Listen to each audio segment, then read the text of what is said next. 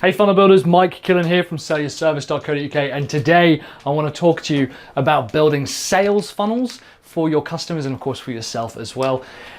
One of the big kind of misconceptions about sales funnels is that there's only really one type, and where do they fit into the process? I know I talk a lot about marketing funnels all the time, and now it's like, oh, by the way, there's this new thing as well. It's called a sales funnel. It's actually just a part of it. I consider marketing to be a larger part of the whole process that starts much earlier and finishes much later, and a sales funnel to be a very specific part of that funnel. It is, of course, designed to convert leads and email subscribers into sales. I haven't seen a price cap for this. We've sold insurance products and property products for $250,000 through a sales funnel. It's not just a very well written sales page or a very well written product page, or because the automation was better, or because we used a specific type of Facebook traffic or something, but it does work moving people through this process. And I'm going to show you the architecture for these particular types of funnels. They are my favorite funnels to build. I absolutely love creating them. I'm also probably going to teach you a few things that might be considered controversial, because it's not what a lot of the funnel gurus and experts teach. I'm going to kind of turn a few things around and challenge a few conceptions that you might have on a sales funnel.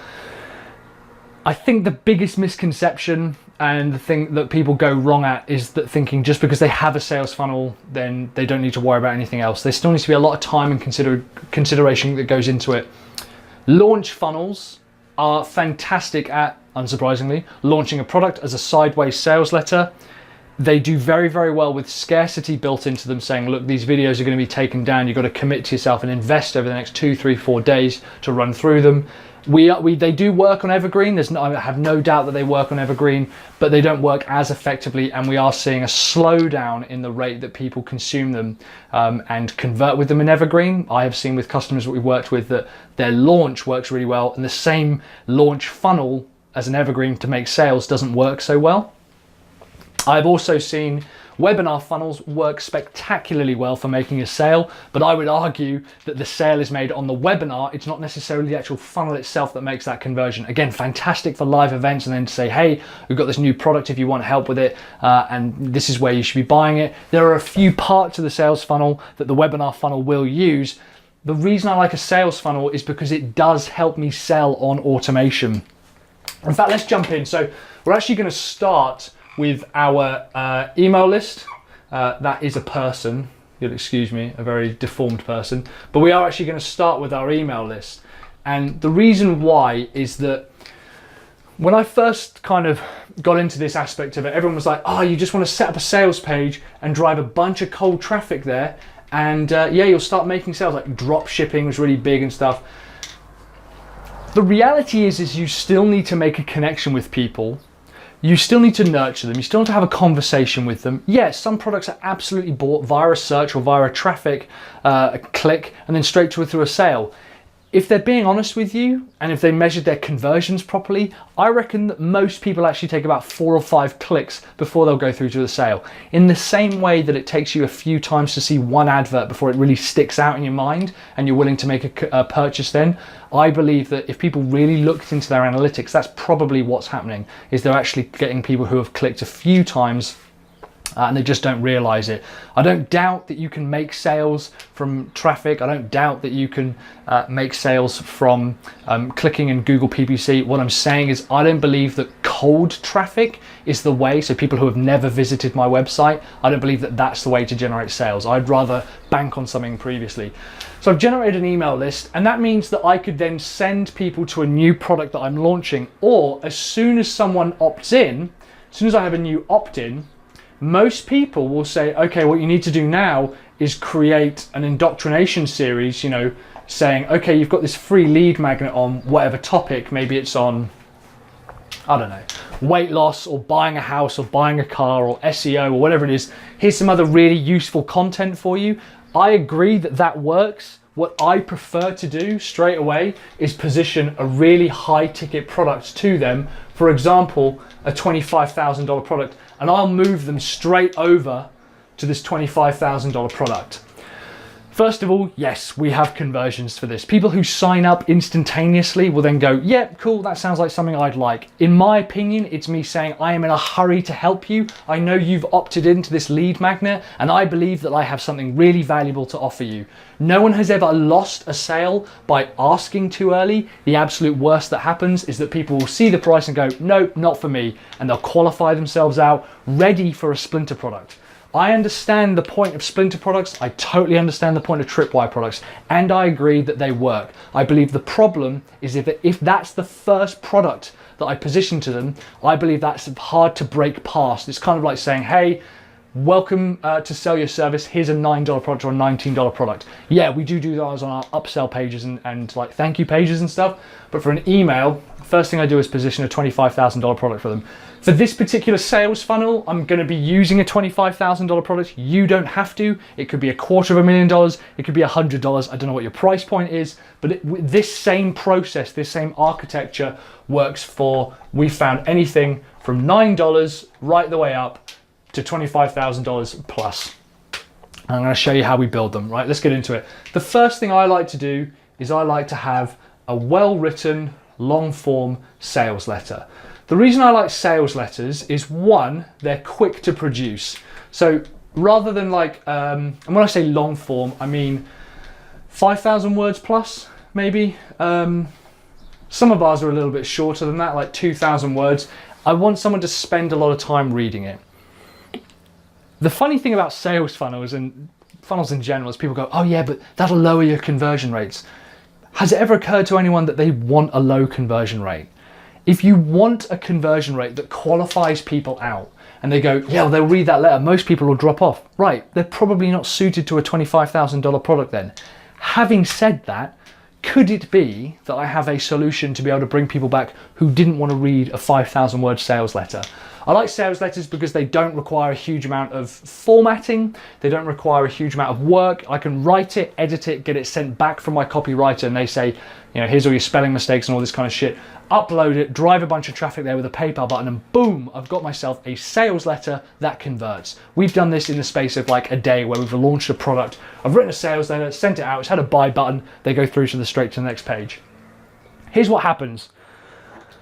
Some people, so I'm going to take my average sales letter, which converts roughly 10%. Okay, some of them are a lot lower than that. I might want to add, some of them are at 0.5%, and I'm happy with that, and some of them are a lot higher. But let's say it's 10%, and that 90% drop off. Okay, so 90% don't read it.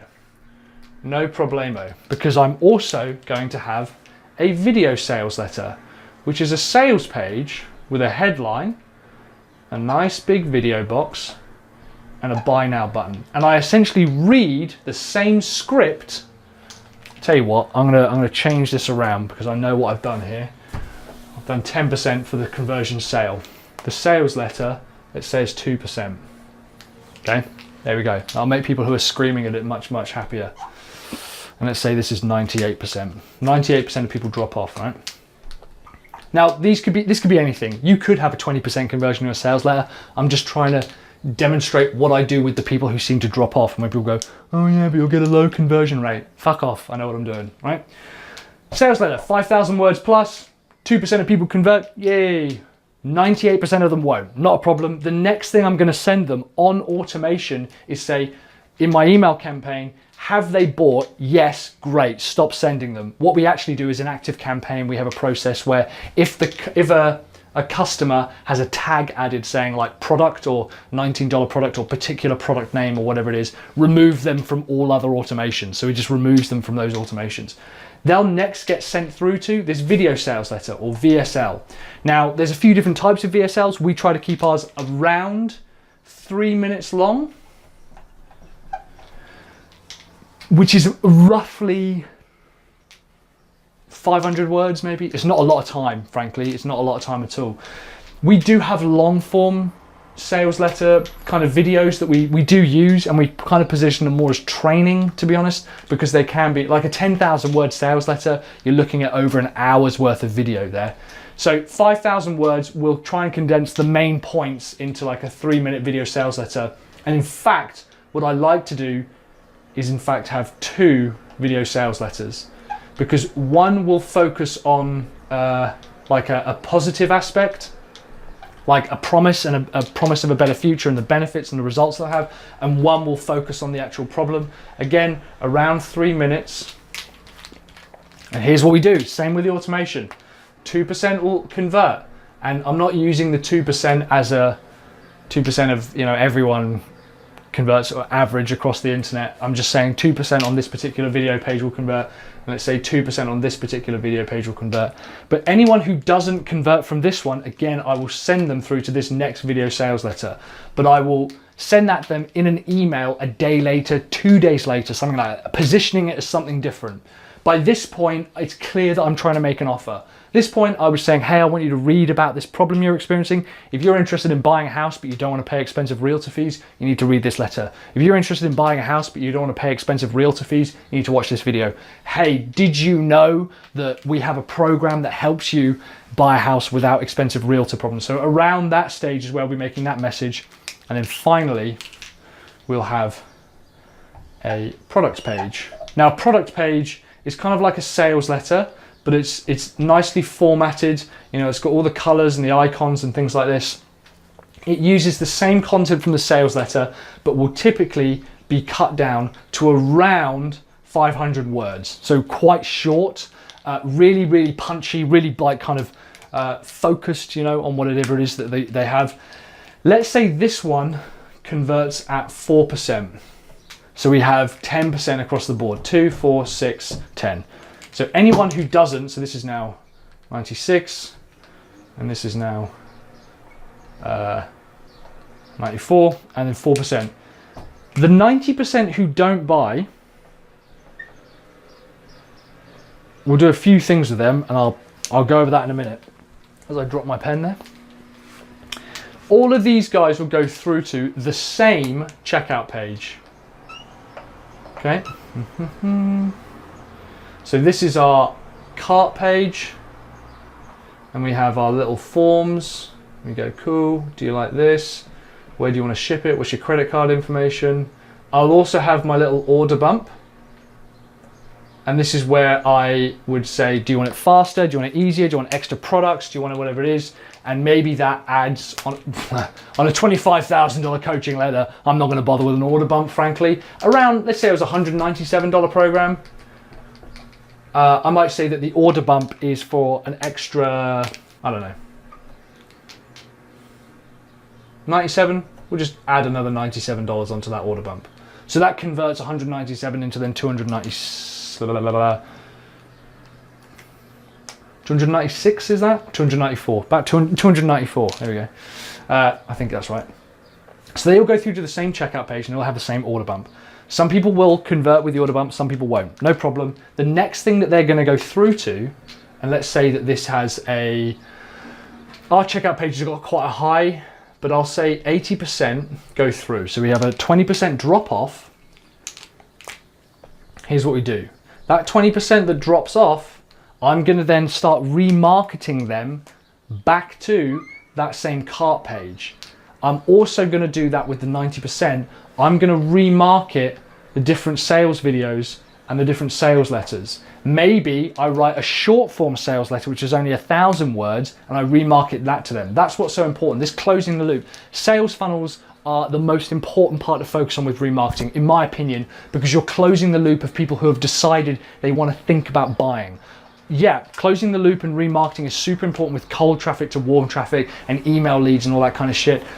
This is where I'd want to focus on remarketing. I'd say anyone who visits this page, specifically in Facebook, remarket them this page and show them all the other pages as well. I want to try and drag them back. If they got through to the checkout page, I want to remarket them back to the checkout page. Yeah, you can do some other clever stuff as well, but to keep it simple, let's move them back to the checkout page, okay? I can also do some activity tracking in Active Campaign that says they've reached the checkout page but they haven't purchased. Let's send them a couple of reminder emails to go back to that checkout page, right? Cart abandonment, as we call it. So 80% convert. What's the next thing we're going to position in front of them? We're going to position them, actually let's remind what this is. This is our checkout. And this here is our upsell. So upsell is typically where we want to 5x to 10x the sale. So I want to add a 0 one, ideally. Sometimes that's impossible. $25,000, it's unlikely I can go, hey, $25,000 to $250,000.